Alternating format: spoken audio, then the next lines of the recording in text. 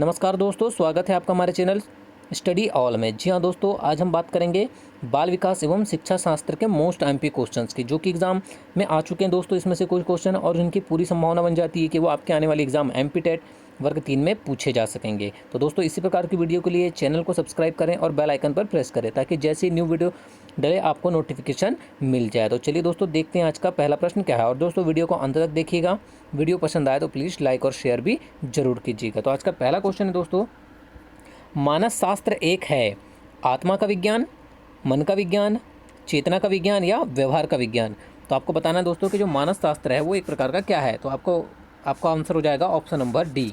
जो मानस शास्त्र होता है वो एक प्रकार का व्यवहार का विज्ञान है। याद रखिएगा, ऑप्शन नंबर डी आपका आंसर हो जाएगा। चलिए नेक्स्ट क्वेश्चन चलते हैं। क्वेश्चन नंबर सेकंड क्या है आज का, शिक्षा शास्त्र किसका अध्ययन है। ये भी क्वेश्चन दोस्तों सभी को पता होगा कि शिक्षा शास्त्र किसका अध्ययन है। तो ये है दोस्तों शिक्षण विधियों का अध्ययन। किसका अध्ययन है? शिक्षण विधियों के अध्ययन को शिक्षा शास्त्र कहा जाता है। नेक्स्ट क्वेश्चन, निम्नलिखित में से कौन बच्चों के शारीरिक विकास को दर्शाता है? नकारात्मक, मात्रात्मक, गुणात्मक या पॉजिटिव या सकारात्मक। तो दोस्तों, निम्नलिखित में से जो शारीरिक विकास को दर्शाता है वो है आपका मात्रात्मक। तो आपका आंसर हो जाएगा दोस्तों ऑप्शन नंबर बी, मात्रात्मक। नेक्स्ट क्वेश्चन की ओर चलते हैं। क्वेश्चन नंबर 4 है कि बच्चे की वृद्धि और विकास का अध्ययन करने के लिए सबसे अच्छा तरीका है मनोविश्लेषणात्मक विधि, तुलनात्मक विधि, विकास विधि या सांख्यिकीय विधि। तो दोस्तों, जो बच्चे की विधि और विकास का अध्ययन करने के लिए जो सबसे अच्छा तरीका होता है वो कौन सा होता है? वो होता है विकास विधि। कौन सी विधि होती है? विकास विधि। तो आपका आंसर हो जाएगा ऑप्शन नंबर सी, विकास विधि। नेक्स्ट क्वेश्चन पे चलते हैं। क्वेश्चन नंबर 5 है, शिक्षण प्रक्रिया को बढ़ाने के लिए प्रौद्योगिकी के उपयोग को शिक्षा में क्या कहा जाता है? काफ़ी इंपॉर्टेंट क्वेश्चन है दोस्तों, एग्जाम में देखने को मिलता है ये क्वेश्चन अक्सर कि शिक्षण प्रक्रिया को बढ़ाने के लिए जो प्रौद्योगिकी के उपयोग को शिक्षा में क्या कहा जाता है? प्रौद्योगिकी के उपयोग को आईटी, आईसीटी, सूचना प्रौद्योगिकी या प्रौद्योगिकी संचार। तो इसे कहा जाता है दोस्तों आईसीटी। क्या कहा जाता है? आईसीटी कहा जाता है। तो ऑप्शन नंबर बी आपका आंसर हो जाएगा आईसीटी। नेक्स्ट क्वेश्चन पे चलते हैं। क्वेश्चन नंबर 6 है, विकास में शब्द पीएसआरएन कहाँ प्रयोग किया जाता है? आपको बताना दोस्तों कि पीएसआरएन जो है वो कहाँ प्रयोग किया जाता है या इसका फुल फॉर्म क्या है? Problem solving, reasoning and numeracy, problem solving, relationship and numeracy, perceptual skill, reasoning and numeracy, perceptual skill, relationship and numbers. दोस्तों, जो पीएसआरएन का जो फुल फॉर्म होता है या इसका जो प्रयोग किया जाता है वो किस लिए किया जाता है? Option number C, perceptual skill, reasoning and numeracy होता है इसका फुल फॉर्म पीएसआरएन का। तो ऑप्शन नंबर सी हो जाएगा। याद रखिएगा, बहुत इंपॉर्टेंट क्वेश्चन है। नेक्स्ट क्वेश्चन देखते हैं, निरंतर व्यापक मूल्यांकन द्वारा निम्नलिखित में से किसको मापा जाता है? ये भी दोस्तों अच्छा क्वेश्चन एग्जाम के लिए कि निरंतर व्यापक मूल्यांकन द्वारा किसको मापा जाता है? समग्र विकास को, रचनात्मक विकास को या अनुभव के विकास को या विचलित सोच के विकास को। तो दोस्तों, जो निरंतर व्यापक मूल्यांकन द्वारा जो नापा जाता है वो नापा जाता है समग्र विकास को। जी हाँ दोस्तों, ऑप्शन नंबर ए आपका आंसर हो जाएगा समग्र विकास। नेक्स्ट क्वेश्चन नंबर 8 है, व्यक्तिगत अंतरों को पूरा करने में शिक्षक की क्या भूमिका होनी चाहिए? व्यक्तियों की क्षमता, रुचि और योग्यता जानने की कोशिश करें, व्यक्तियों की आवश्यकताओं के अनुसार पाठ्यक्रम को समायोजित करने का प्रयास करें। ऑप्शन नंबर सी है ए और बी दोनों या इनमें से कोई नहीं। तो दोस्तों, जो व्यक्तिगत अंतरों को पूरा करने के लिए जो शिक्षक की भूमिका होनी चाहिए वो व्यक्तियों की क्षमता, रुचि और योग्यताओं को जानने की कोशिश भी करना चाहिए और व्यक्तियों की आवश्यकताओं के अनुसार पाठ्यक्रम को समायोजित करने का भी प्रयोग करना चाहिए। तो आपका आंसर हो जाएगा दोस्तों ऑप्शन नंबर सी, ए तथा बी दोनों। नेक्स्ट क्वेश्चन है आपका क्वेश्चन नंबर 9 है आज का, यदि किसी बच्चे की मानसिक आयु 5 वर्ष और कालानुक्रमिक आयु 4 वर्ष है तो बच्चे का आईक्यू क्या होगा? तो दोस्तों, अगर किसी बच्चे का मानसिक आयु 5 है और उसकी कालानुक्रमिक आयु 4 वर्ष है तो उसकी जो आईक्यू है वो क्या होगा? वो होगा 125। क्या होगा? आईक्यू 125 होगा। नेक्स्ट क्वेश्चन देखते हैं, शैक्षणिक संस्थानों के पाठ्यक्रम पर आधारित होना चाहिए। शैक्षणिक संस्थानों के पाठ्यक्रम किस पर आधारित होने चाहिए? सिद्धांत पर, अभ्यास पर, सिद्धांत और अभ्यास पर या सिद्धांत, अभ्यास और अनुसंधान पर। तो दोस्तों, जो शैक्षणिक संस्थानों के जो पाठ्यक्रम है वो किस पर आधारित होने चाहिए? वो होने चाहिए सिद्धांत और अभ्यास पर। याद रखिएगा, बहुत ही अच्छा क्वेश्चन है। ऑप्शन नंबर सी आपका आंसर हो जाएगा। नेक्स्ट क्वेश्चन देखते हैं, निम्नलिखित कथनों में से कौन सा सत्य नहीं है? आपको बताना है कि ABCD में से कौन सा एक ऐसा कथन है जो सत्य नहीं है। विकास एक जैविक प्रक्रिया है, विकास एक मात्रात्मक प्रक्रिया है, शिक्षा एक लक्ष्य उन्मुख प्रक्रिया है, लर्निंग व्यवहार परिवर्तन की एक प्रक्रिया है। आपको बताना दोस्तों कि कौन सा कथन जो है वो सत्य नहीं है, तो वो है आपका ऑप्शन नंबर बी कि विकास जो है वो एक मात्रात्मक प्रक्रिया है। ये ऑप्शन या ये कथन पूरी तरीके से सत्य नहीं है, बाकी जो कथन है वो सत्य हैं। नेक्स्ट क्वेश्चन देखते हैं, क्वेश्चन नंबर 12। कार्य को आरंभ करने, जारी रखने और नियमित करने की प्रक्रिया है। बहुत ही इंपॉर्टेंट क्वेश्चन है दोस्तों कि कार्य को आरंभ करने, जारी रखने और नियमित करने की प्रक्रिया है। संवेदना, प्रेरणा, सीखना या प्रत्यक्षीकरण। तो दोस्तों ये जो कार्य को आरंभ करने या जारी रखने की जो प्रक्रिया होती है उसे क्या कहा जाता है? उसे कहा जाता है प्रेरणा या अभिप्रेरणा। तो आपका ऑप्शन नंबर बी हो जाएगा दोस्तों, प्रेरणा। चलिए नेक्स्ट क्वेश्चन की ओर बढ़ते हैं। क्वेश्चन नंबर 13 है, जब मानव शरीर के एक भाग को दिए गए प्रशिक्षण का अंतर दूसरे भाग में हो जाता है तो इसे क्या कहते हैं? क्षैतिज अंतरण, ऊर्ध्व अंतरण, द्विपार्श्विक अंतरण या उपरोक्त में से कोई नहीं। तो दोस्तों जब मानव शरीर के एक भाग को दिए गए प्रशिक्षण का अंतरण दूसरे भाग में हो जाता है तो इसे क्या कहा जाता है? द्विपार्श्विक अंतरण। याद रखिएगा, मोस्ट MP क्वेश्चन है दोस्तों आपके एग्जाम के लिए। क्या कहा जाता है? द्विपार्श्विक अंतरण। नेक्स्ट क्वेश्चन देखते हैं, विशेष शिक्षा किस से संबंधित है? प्रतिभाशाली छात्रों के लिए शैक्षिक कार्यक्रम से, विकलांगों के लिए शैक्षिक कार्यक्रम से, शिक्षकों के लिए प्रशिक्षण कार्यक्रम से या मंद बुद्धि के लिए प्रशिक्षण कार्यक्रम से। तो दोस्तों ये भी बहुत अच्छा क्वेश्चन है। जो विशेष शिक्षा किससे संबंधित है? वो है दोस्तों विकलांगों के लिए शैक्षिक कार्यक्रम से। याद रखिएगा, विकलांगों के शैक्षिक कार्यक्रम से संबंधित है विशेष शिक्षा। नेक्स्ट क्वेश्चन की ओर चलते हैं, क्वेश्चन नंबर 15। मानसिक आयु का प्रत्यय दिया था, किसने दिया था मानसिक आयु का प्रत्यय? स्टर ने, बिने साइमन ने, टर्मन ने या सिरिल बर्ड ने? तो दोस्तों जो मानसिक आयु का जो प्रत्यय दिया था वो दिया था बिने और साइमन ने। याद रखिएगा, ऑप्शन नंबर बी आपका आंसर हो जाएगा, बिने साइमन ने। नेक्स्ट क्वेश्चन देखते हैं, क्वेश्चन नंबर 16 है, जॉन डेवी के अनुसार स्कूलों को छात्रों के लिए तैयार करना चाहिए एक शोध, भावी जीवन, वर्तमान जीवन या उद्यमिता। तो दोस्तों जॉन डेवी के अनुसार जो स्कूल हैं उनको छात्रों के लिए क्या तैयार करना चाहिए? वो करना चाहिए उनका वर्तमान जीवन। याद रखिएगा, ऑप्शन नंबर सी आपका आंसर हो जाएगा। नेक्स्ट क्वेश्चन देखते हैं, किस प्रकार के मूल्यांकन से सीखने वालों की कमियों और कठिनाइयों की पहचान होती है? प्लेसमेंट, संक्षेप, निरंतर या निदान? तो दोस्तों जिस प्रकार के मूल्यांकन से सीखने वालों की कमियों और कठिनाइयों की पहचान होती है वो है आपके निदान। याद रखिएगा, ऑप्शन नंबर डी हो जाएगा, निदान। नेक्स्ट क्वेश्चन देखते हैं, जैसे जैसे लोग बड़े होते हैं सीखने की किसमें गिरावट आती है? आपको बताना दोस्तों कि जैसे जैसे जो लोग हैं वो बड़े होते जाते हैं उनकी सीखने की शक्ति में गिरावट आती है, गति में गिरावट आती है, मात्रा में गिरावट आती है या गुणवत्ता में गिरावट आती है। तो लोग जैसे जैसे बड़े होते हैं दोस्तों उनके जो सीखने की जो गति होती है, सीखने की जो गति होती है उसमें गिरावट आती है। तो याद रखिएगा, ऑप्शन नंबर बी आपका आंसर हो जाएगा। नेक्स्ट क्वेश्चन देखते हैं, कालानुक्रमिक आयु और शिष्य की मानसिक आयु दोनों 7 वर्ष हैं, उसे किस श्रेणी में वर्गीकृत किया जा सकता है? सामान्य बुद्धि से नीचे, सामान्य बुद्धि में, श्रेष्ठ बुद्धि में या जीनियस? तो दोस्तों कालानुक्रमिक आयु और शिष्य की जो मानसिक आयु है अगर वो दोनों ही 7 वर्ष है तो वो किस श्रेणी में आएगा? वो आएगा दोस्तों सामान्य बुद्धि में। किस में आएगा? सामान्य बुद्धि में। तो आपका आंसर हो जाएगा ऑप्शन नंबर बी।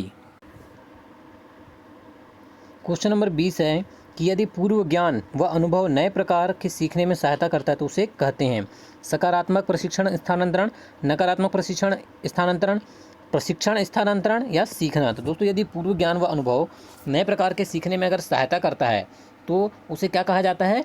उसे कहा जाता है सकारात्मक प्रशिक्षण स्थानांतरण। क्या कहा जाता है? ऑप्शन नंबर ए, सकारात्मक प्रशिक्षण स्थानांतरण। नेक्स्ट क्वेश्चन देखते हैं, सीखी हुई बात को स्मरण रखने या पुनः स्मरण करने की असफलता को क्या कहते हैं? स्मृति, कल्पना, विस्मृति या ध्यान? तो दोस्तों कोई सीखी हुई बात है या इसको स्मरण रखने या पुनः स्मरण करने की असफलता को क्या कहते हैं? उसे कहा जाता है दोस्तों विस्मृति। याद रखिएगा, ऑप्शन नंबर सी आपका आंसर हो जाएगा, विस्मृति। नेक्स्ट क्वेश्चन देखते हैं, निम्नलिखित में से कौन सा एक तत्व नहीं है जो सीखने में महारत हासिल करता है?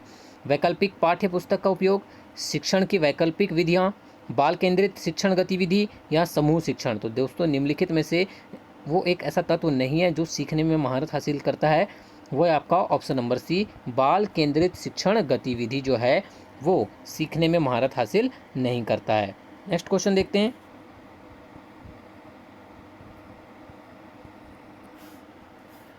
क्रोध व भय प्रकार है संवेग, अभिप्रेरणा, परिकल्पना या मूल प्रवृत्ति का। तो दोस्तों जो क्रोध व भय किसके प्रकार हैं, ये आते हैं दोस्तों संवेग के प्रकार के अंतर्गत। याद रखिएगा ऑप्शन नंबर ए, संवेग के प्रकार के अंतर्गत आते हैं क्रोध व भय। नेक्स्ट क्वेश्चन देखते हैं।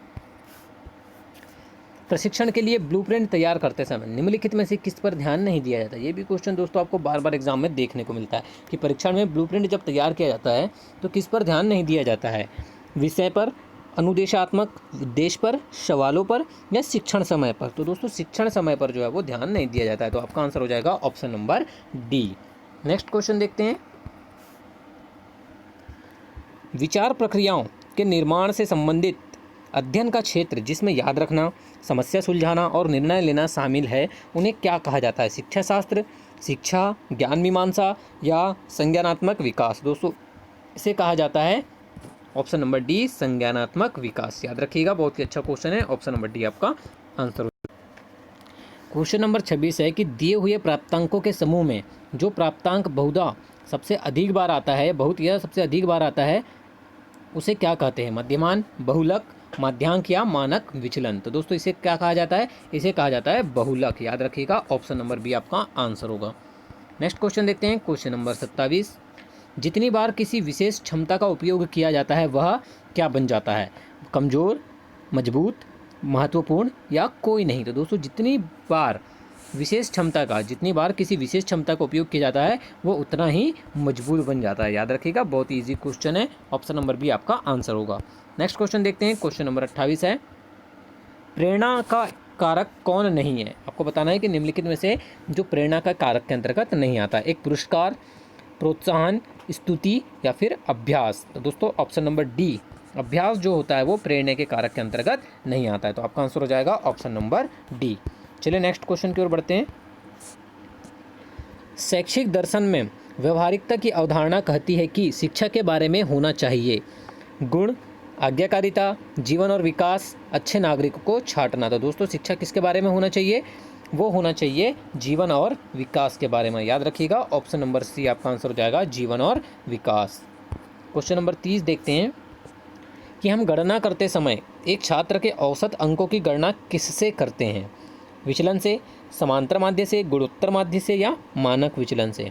दोस्तों हम गणना करते समय एक छात्र के औसत अंक की जो गणना है वो किसके माध्यम से करते हैं, वो करते हैं दोस्तों हम समांतर माध्य की। याद रखिएगा ऑप्शन नंबर बी आपका आंसर होगा, समांतर माध्य। नेक्स्ट क्वेश्चन देखते हैं। पियाजे मुख्य रूप से किसके अध्ययन के लिए जाने जाते हैं, यौन विकास, भाषा विकास, संज्ञानात्मक विकास या सामाजिक विकास। तो दोस्तों जो पियाजे हैं वो मुख्य रूप से किसके लिए जाने जाते हैं, वो जाने जाते हैं संज्ञानात्मक विकास के लिए। याद रखिएगा दोस्तों पियाजे से संबंधित ये क्वेश्चन एग्जाम में पूछा जाता है। नेक्स्ट क्वेश्चन देखते हैं। क्वेश्चन नंबर 32 है, क्रिया प्रसूत अनुकूलन सिद्धांत का प्रतिपादन किसने किया था। ये भी क्वेश्चन दोस्तों एग्जाम में पूछा जाता है अक्सर। स्किनर ने, पावलाव ने, थॉर्नडाइक ने या कोहलर ने। दोस्तों जिन्होंने क्रिया प्रसूत अनुकूलन सिद्धांत का प्रतिपादन किया था वे हैं आपके स्किनर। किन्होंने किया था दोस्तों, स्किनर ने किया था, तो आपका आंसर हो जाएगा option number A, Skinner. Next question देखते हैं। क्वेश्चन नंबर 13, अल्बर्ट बंडूरा निम्न में से किस सिद्धांत से संबंधित है। आपको बताना है दोस्तों कि जो अल्बर्ट बंडूरा है वो किस सिद्धांत से संबंधित है, व्यवहारात्मक सिद्धांत, सामाजिक अधिगम के सिद्धांत, विकास का संज्ञानात्मक सिद्धांत या विकास का मनोसामाजिक सिद्धांत। तो दोस्तों जो बंडूरा थे, अल्बर्ट बंडूरा, वो थे आपके सामाजिक अधिगम के सिद्धांत से संबंधित थे। याद रखिएगा ऑप्शन नंबर बी आपका आंसर हो जाएगा, सामाजिक अधिगम सिद्धांत। नेक्स्ट क्वेश्चन देखते हैं। क्वेश्चन नंबर 34 है, निम्नलिखित में से कौन सा सीखने का एक नियम नहीं है, तनाव का नियम, तत्परता का नियम, प्रभाव का नियम या अभ्यास का नियम। तो आपको बताना दोस्तों ये ABCD में से कौन से सीखने के नियम नहीं है, तो वो दोस्तों आपका ऑप्शन नंबर ए। आपको पढ़ते ही समझ में आ गया दोस्तों, जो तनाव का नियम है वो सीखने के नियम के अंतर्गत नहीं आता है। बाकी तत्परता का नियम, प्रभाव का नियम और अभ्यास का नियम, ये तीनों ही आपके सीखने के नियम के अंतर्गत आते हैं। नेक्स्ट क्वेश्चन देखते हैं। किस पर संबंध प्रतिक्रिया सिद्धांत में पावलोव ने प्रयोग किया था? ये भी क्वेश्चन दोस्तों सभी को पता होगा, काफ़ी इजी क्वेश्चन है। वो किया था उन्होंने कुत्ते पर, याद रखिएगा, कुत्ते पर संबंध प्रतिक्रिया सिद्धांत में पावलोव ने प्रयोग किया था। नेक्स्ट क्वेश्चन देखते हैं। सूझ द्वारा सीखने के सिद्धांत का प्रतिपादन किया है? किसने किया दोस्तों सूझ द्वारा सीखने का प्रतिपादन? कोहलर ने, थार्नडाइक ने, पावलोव या वुडवर्थ ने? तो दोस्तों सूझ द्वारा सीखने का जो सिद्धांत है वो किसके द्वारा प्रतिपादित किया गया है? कोहलर के द्वारा। याद रखिएगा, किसके द्वारा किया गया है? कोहलर के द्वारा प्रतिपादित किया गया है। नेक्स्ट क्वेश्चन, क्वेश्चन नंबर 37 है कि विस्मृति कम करने का उपाय है? सीखने की त्रुटिपूर्ण विधि, सीखने में कमी, पाठ की पुनरावृत्ति या स्मरण करने में कम ध्यान देना? तो दोस्तों विस्मृति कम करने का जो उपाय है वो क्या है?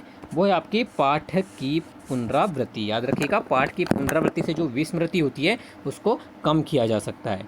नेक्स्ट क्वेश्चन देखते हैं। दूसरे व्यक्ति के बहा व्यवहार की नकल है? अनुकरण, सीखना, कल्पना या चिंतन? तो दोस्तों दूसरे व्यक्ति के बहा व्यवहार की जो नकल करना वो किसके अंतर्गत आता है? अनुकरण के अंतर्गत आता है। याद रखिएगा, बहुत अच्छा क्वेश्चन दोस्तों एग्जाम के लिए।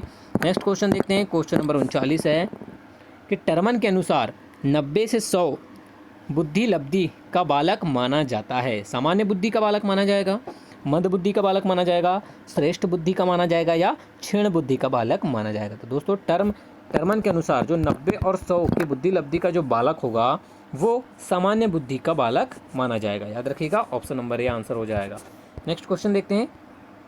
आज का लास्ट क्वेश्चन है दोस्तों कि हाल का सिद्धांत निम्न में से किसकी व्याख्या करता है? अधिगम में अभिप्रेरण की भूमिका का, बुद्धि की प्रकृति का, मूल्यों के विकास का या किशोरों के मनोविज्ञान का? तो दोस्तों जो हाल का सिद्धांत है वो किसकी व्याख्या करता है? वो करता है दोस्तों किशोरों के मनोविज्ञान का। याद रखिएगा, ऑप्शन नंबर डी आपका आंसर हो जाएगा। जो हाल का सिद्धांत है वो किशोरों के मनोविज्ञान की व्याख्या करता है। तो दोस्तों वीडियो को पूरी देखने के लिए धन्यवाद। वीडियो को अगर पसंद आई हो तो वीडियो को लाइक और शेयर जरूर कीजिएगा।